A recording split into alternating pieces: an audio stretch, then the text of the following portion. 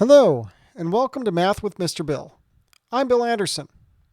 Today we're going to be looking at a function and trying to figure out what it means when it asks you to talk about the limits at infinity and also infinite limits. Both two very important ideas when looking at a function and looking at what it does is at kind of the extremities or the extreme places of the function. Now, if you look at f of x here, which is x plus 1 over x minus 1, there's two things that we can consider. We can consider what happens when we plug in very large numbers, either positive large numbers or negative large numbers. And we can also look at what happens when we get closer and closer to 1. Because when we plug in 1 into this, we end up getting a division by 0. So we want to know what happens to the function as we get closer and closer to 1. So let's first talk about the limits at infinity. So the limits at infinity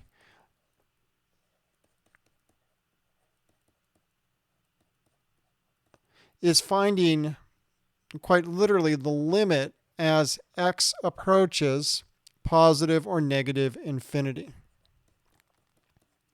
I'll take each of those one at a time, and we'll talk about a fact that we know. So actually, first the fact.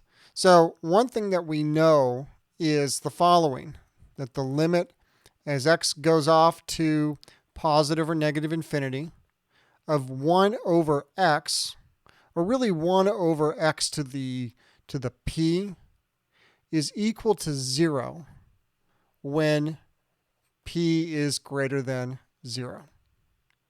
So we're going to use that fact to help us determine what the limit is at infinity.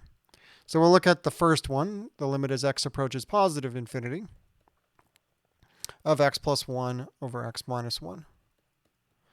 And some of you might say, well, can't you just take the quotient of the leading coefficients and just call that the limit? And yeah, generally you could. And you just have to be careful of the sign of what you're working with. And because sometimes depending on what kind of problem you're working with, you can get plus or minus the horizontal asymptotes, things like that, and just want to be careful. But the official way of doing this is to divide the top and the bottom by the largest exponent, exponent on x in the denominator. So I have an x to the 1, and I'm going to divide the top and the bottom then by x to the 1. Because what I'm looking to make are 1s over x's. So I get x over x plus 1 over x all over x minus 1 over x. And that can be rewritten now, since x over x just becomes 1.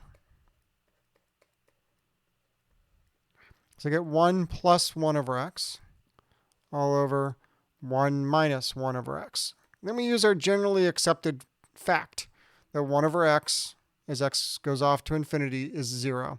So that means that this term right here is 0, this term right here is 0, and indeed we end up with 1. Now if we look at the limit as x goes off to negative infinity of x plus 1 over x minus 1, we'll see that the same thing is going to happen, and that we end up again with just 1. Because going off to negative infinity doesn't change the sign of the top or the bottom. So that's it for the limit at infinity. So the limit at infinity is taking x out to infinity. So now let's look at infinite limits. Now infinite limits are limits where the function itself goes off to infinity.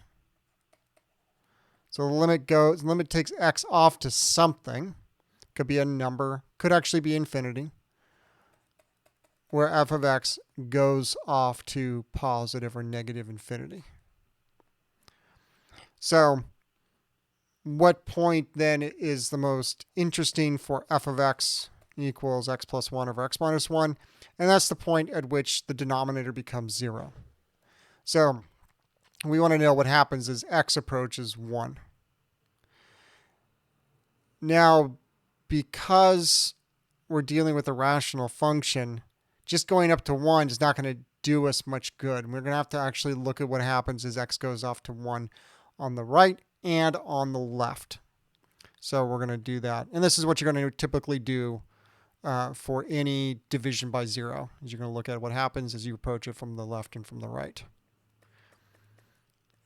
Since there's no way to cancel anything, there's no way to get rid of this x minus 1, we kind of have to think about what happens as we get closer and closer to 1 from the left. So we could plug numbers in. We could think about it.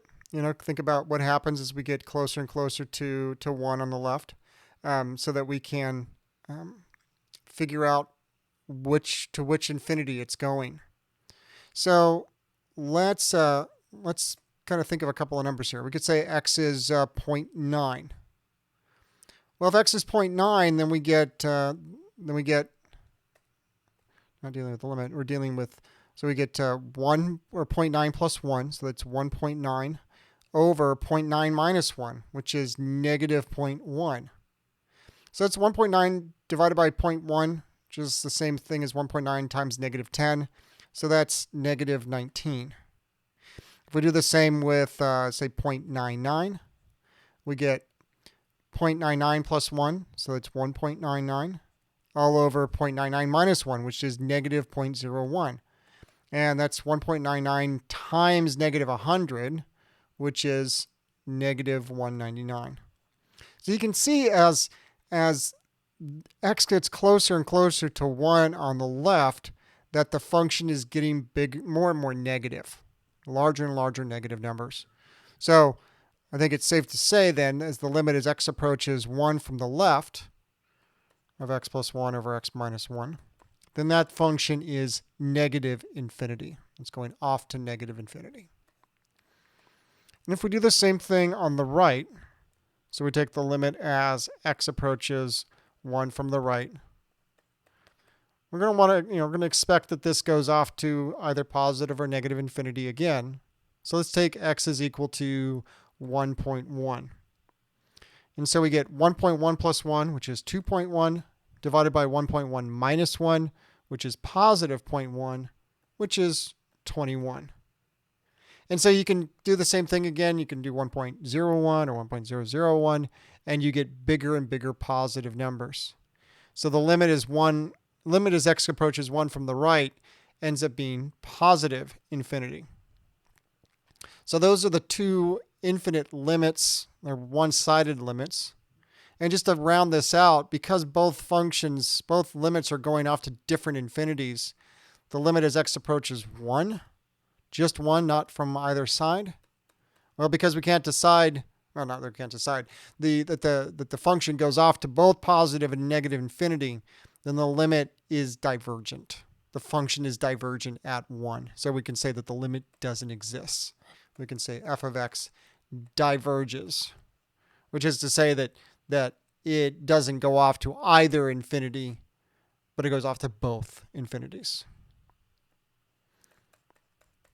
So that's it. That's pretty much the discussion of limits at infinity and infinite limits. And if you have any questions, please feel free to put them in the comments below. If you have any other questions that you'd like to see done, or any other problems that you'd like to see done, please put them down there as well. And I thank you, and I will see you on the next problem.